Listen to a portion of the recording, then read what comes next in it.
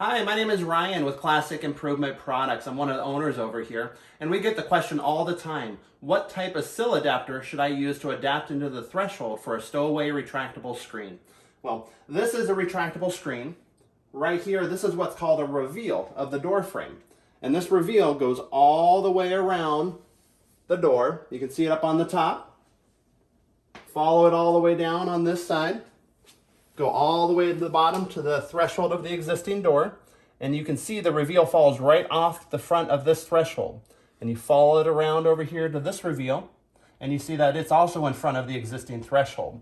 So then what we have all these different types of what's called sill adapters, and these sill adapters incorporate and adapt into your existing threshold. So we have what's called an over sill, you have what's called a square sill, you have an interior sill, you have what's called a hinged sill. Then there's an exterior sill. There's a threshold sill. There's a curved sill. There's an extended sill. And then we can also use what's called a deco. So what we're going to try to do is take one of these sill adapters and align it into this reveal and give it that nice straight up and down 90-degree angle. So the first one we're going to try is a curved sill adapter. And you can see if we set it up on top of the existing threshold, it works great, gives it that 90-degree angle, but it's not hitting this reveal. We want it to come out and be perfectly flush with the reveal, just like so. So this one won't work because it'll be falling off like that. So we're going to set that one aside. Next one is the square sill. This would work if you're going to do an inside jamb mount application, but we really want to get it to the reveal. That way you give yourself a little bit of extra play with the retractable screen in case your door is not square. So we're going to set that one aside. The next one which would work is an extended sill adapter. And what we do with this is we can just cut off a couple of these ribs. So we can open the door here, show you how that would work. And that would sit flush. So all we would have to do is cut off on the back side here about 8 or 9 ribs, so that would work. So we'll set that aside as an option. The next is your oversill. You can see that's an inside mount jamb application as well. We want it to be pulled up to the front right there, nice and flush with the reveal. So this one won't work. The next is a deco, and the deco, we can pull it up to the front. That one would work. So it's going to give it a bump up on the sill adapter, and we want to make a nice transition in and out of the door. That way it's not a tripping hazard. But this would work, so we'll set that aside as an option for right now. The next is your hinged sill adapter. That's a good option. That would work. Gives it that nice 90-degree angle. A little bit of an angle backwards this way towards the door is good as well. What you don't want is the angle to be going forward, because then your retractable screen will not slide. So we'll set this aside as an option to use as well. The next is your your exterior sill.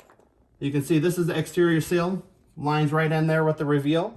If you tilt it back where it actually sits, it's going at too much of an angle backwards, so I would not use this sill on this door.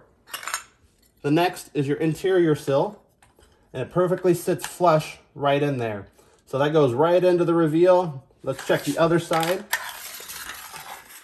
You want to always check both sides to make sure both sides are sitting there nice and flush into the reveal, and this is.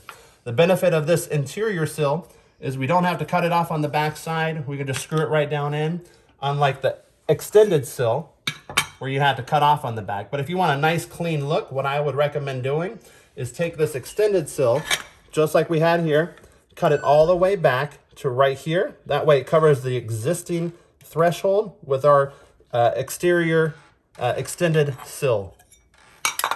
So the other option that you can do is a threshold.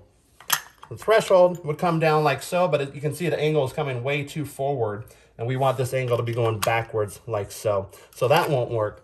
So on this door, the ones that will work, you have choices. This one, remember, the deco, this is sitting way too high up. It's a nice trip hazard, so you don't want to do that one.